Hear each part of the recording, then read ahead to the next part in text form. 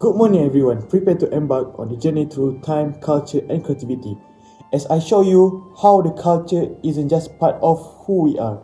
It's very heartbeat to our identities and how we connect with others. So, recently I had privilege of attending two extraordinary events, which is the first one is Festival Asia, which a vibrant explosion of Asian culture where I explore unique craft like fascinating stories like Chinese City color stamp and some of onyx marble exhibition. Throughout the exploring traditional Chinese harmful and art is second of the event, which is a mesmerizing showcase of the breathtaking beauty of Hanfu clothing, all the timeless elegance of traditional Chinese art. Why does it matter? This event were just display of an art. They were windows into the soul of culture itself. They gave me deep insight on how cultural tradition shape, not just because of our behaviors, but it's very the way how we connect and understand to on each other. So now let's dive into the culture odyssey.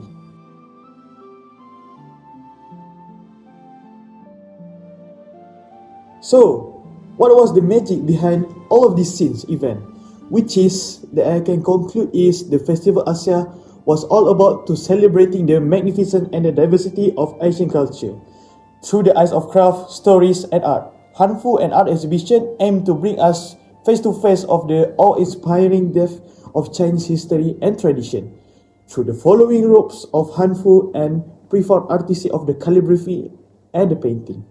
This event weren't just an exhibition, they were movement that encourage cultural learning, which is appreciation, and more understanding. They were a call to unite, which is to explore and to be amazed.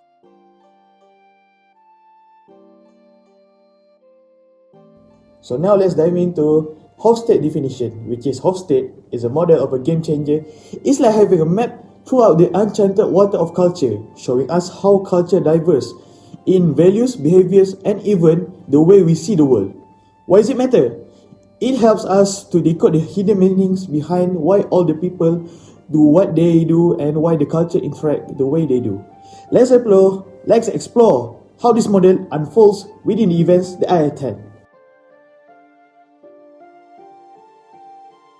Maya stood at the edge of Tiananmen Square, her eyes wide with wonder. The energy of the city was unlike anything she had ever experienced in her small town in the US. Despite the chaos, there was a sense of harmony in how people moved, a careful balance of respect and tradition. This is amazing, Maya whispered to herself, feeling both exhilarated and curious about the cultural tapestry surrounding her. Maya sat cross-legged across from Aiko, a local university student with a bright smile and an inviting demeanor. They had met through a cultural exchange program and quickly bonded over their shared curiosity about each other's backgrounds. How do you like China so far? Aiko asked, pouring fragrant jasmine tea into delicate cups. I love it, Maya replied, her eyes sparkling with excitement. but I'm curious about how things work here. What's the biggest cultural difference you've noticed between China and the US? Aiko thought for a moment, her expression contemplative. One significant difference is the balance between individualism and collectivism. She explained. In China, we often prioritize the group over the individual. Maintaining harmony and considering how our actions impact others is vital. Maya nodded, intrigued. So, it's like everyone is part of a larger family, working together to keep it cohesive. Exactly. Aiko said, smiling warmly. It's not that individuality isn't valued, it's just expressed differently. We find our identity within our community. As Maya strolled back to her hotel, she reflected on Aiko's insights. Growing up, she was always encouraged to stand out and assert her individuality. Yet here, she began to appreciate the beauty and unity and the strength of community bonds. It's fascinating how different perspectives shape our realities. Maya mused, grateful for the wisdom gained during her journey. Back in her room, Maya sat by the window, watching the city lights sparkle against the night sky. She realized that understanding cultural dimensions like those Aiko had described was key to appreciating the diversity in the world. Every culture has its own rhythm, she thought, her heart full of newfound appreciation. And I'm just beginning to learn the dance.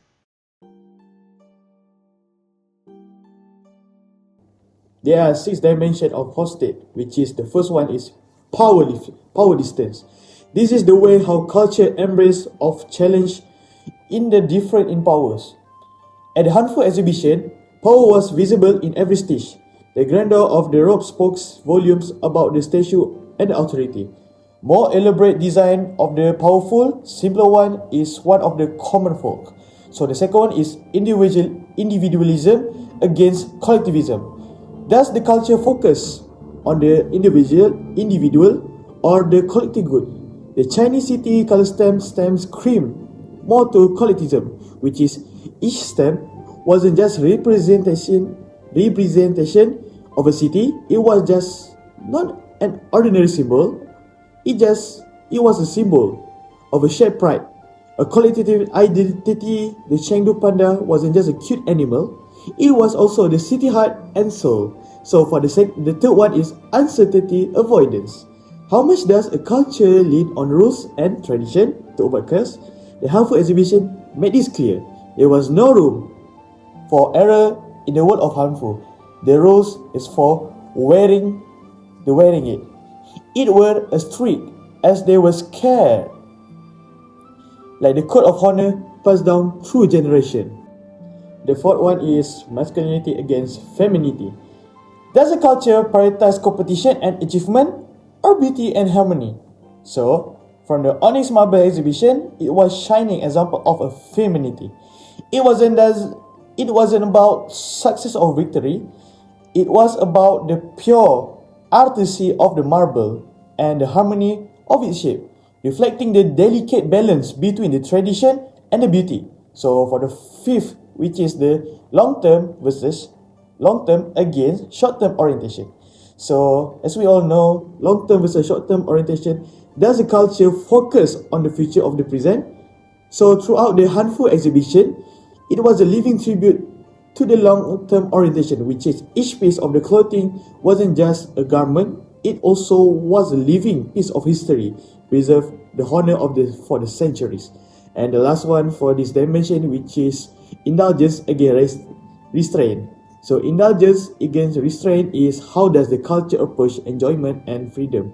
So from my observation at the Festival Asia, there was no restraint at all. Only celebration crafted throughout the performance, and the entire atmosphere was drenched in indulgence, a passionate embrace of the culture and life.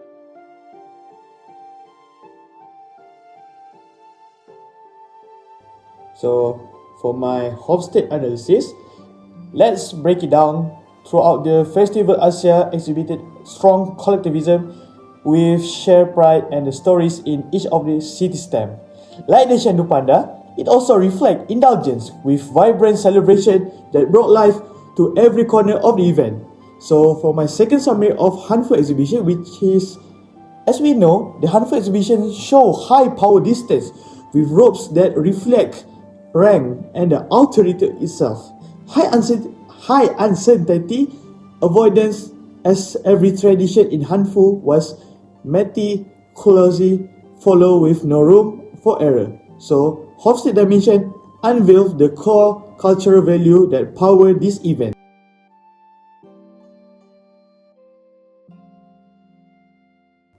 So now let's jump into the Trompener definition. So Trompener is a model which is all about relation and how the culture approach problem solving. In the lens throughout which, as we can see, the weather culture are about universal rules or personal connection. This model reveals the hidden dynamics behind the events that I attend. So let's see how it plays. Trompenars adjusted his glasses as he stepped up to the podium, his heart steadying with each step. The room fell silent, an expectant energy hanging in the air. As a cultural anthropologist, he was no stranger to audiences, but this gathering was unique. a vibrant tapestry of cultures, all eager to hear about his dimensions of culture. Trompenaars began with a gentle nod to the audience. Ladies and gentlemen, today we embark on a journey through cultural dimensions, exploring how they shape our interactions and perceptions. He announced, his voice resonating with warmth and authority, as he delved into the 7 dimensions: universalism versus particularism, individualism versus communitarianism, and others. The audience listened intently, some nodding in agreement, others furrowing their brows in contemplation. A hand shot up from the middle row. Maria, a sociologist from Brazil, stood up, her voice clear and challenging. Our one, Dr. Trompenaars. Our one, these dimensions are enlightening. But how do they address the nuances within a single culture, like the regional differences in my own country? She asked, her eyes fixed on the stage. Trompenaars smiled, welcoming the engagement. Excellent question, Maria. The dimensions provide a framework, but within every culture, there are layers upon layers of complexity. Regional differences, indeed, add another dimension, and recognizing them is crucial for true understanding. He responded, inviting further dialogue. Ahmed, a businessman from Egypt, chimed in. In my experience, understanding these dimensions has been invaluable in negotiating international deals. But how do we apply them without oversimplifying cultural identities? His tone was earnest, reflecting a genuine concern shared by many. Trompenaars nodded, appreciating the depth of the question. Application must be sensitive and adaptable. It's about balancing knowledge with empathy, recognizing that cultures are dynamic and ever-evolving. He explained, his words resonating with those eager to bridge cultural divides. Trompenaars concluded with a hopeful note. May these dimensions serve as a compass, guiding us towards deeper understanding and connection across cultures. He said, his eyes sweeping over the crowd, seeing not just faces, but the potential for global harmony. The audience erupted in applause, a collective acknowledgement of the journey they had embarked upon together. A journey not just of theory, but of shared human experience. So, for the Trompenaar dimension, we have 7, which is the first one is universalism against particularism. So, as we know, these are the universal rules or a thing that more flexible. So, from my observation, the Hanfu exhibition is more tend to universalism, which is there was no exception. Hanfu had to be worn in specific way, which is every time it was a tradition that transcribed individually. So we move to the second one, which is the individualism against communitarism, which is does a culture prioritize the individual or the community itself. So from the Chinese city color stamp was a masterpiece of communitarism, which is each stamp celebrate a collective story, which is like the Shendu Pride. In its panda, which is the story of the city, which is rich in history. And we move to the third one, which is neutral against emotional. So how does culture express emotion itself?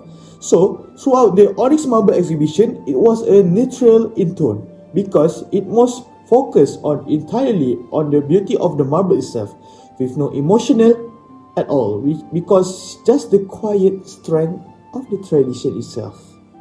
Now for the fourth, which is specific against diffuse. So how do culture mix roles and with relationship? Throughout the Hanfu exhibition, it was a deeply diffuse, which is where roles, family, tradition, intertwine, showing the bonds of the community that were expressed throughout the feelings, which is very design of the clothing itself. So for the fifth one is achievement against expression. Do you earn respect throughout the achievement, or it based on who you are? So the Onyx Marble exhibition showcased ascription, which is the marble value wasn't just in its beauty itself, but in refined origin of the artisan respect to the craft itself. So the sixth one, which is sequential against synchronic time. So does time more step to by step or all at once. So throughout the Hanfu exhibition, it was a testament to sequel time, which is where every generation add layer of tradition, building on what they come before. And for my seventh and the last one of this Trompener dimension, which is internal against external control. Finally, internal against external control, does a culture believe in the controlling nature or harmonizing with it? So throughout the Festival Asia, once again, was all about the external control, with nature, art, culture blending seamlessly throughout together itself like stunning marble pieces inspired by the landscape around them.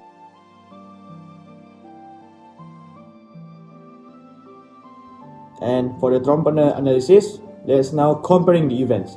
So let's compare. The first one is Festival Asia was full of communitarism, which is with the shared pride in the city and the communities.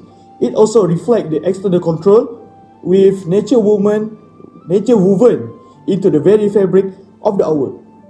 The Hanfu exhibition most clearly showed universalism, which is with strict rules for Hanfu, and diffuse culture where family and tradition were inspirable. Multicultural will be the second one.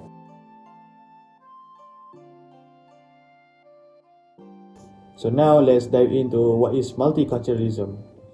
Multiculturalism is the powerful celebration of culture coming together, not only just in harmony, but in mutual learning and respect. It's all about understanding, embracing, and sharing the beauty of the differences.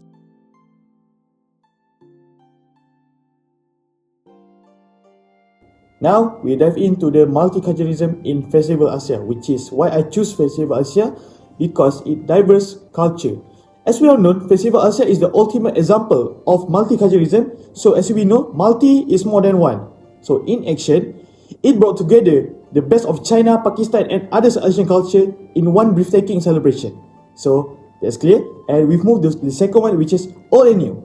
It was a seamless blend of old and new, which is the ancient marble carving told stories of the history, while modern celebration brought the culture in the life of fresh and in the most exciting ways. So now for the third is building respect. It builds respect between the culture, like when you visit, when the visitor learn about the deep making, Chengdu understand, admire and craftsmanship of the Pakistani marble. So last one is inspiration. This event show us how the culture come together. Something truly inspiration is born. A tapestry of creativity, history, and a share of pride.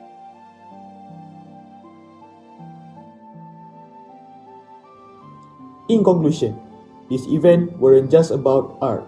They were about the soul of the culture itself and how it shapes everything we do not know and we do, and how we connect. So for my final thought, by embracing the diversity, we can learn from one to another and forge deeper, which is we can strong and stronger the connection itself. So from my sincerely of bottom of my heart, thank you so much for hearing my explanation throughout my assignment, and thank you for joining me into this extraordinary journey throughout the culture itself and the connection itself. So, Assalamualaikum.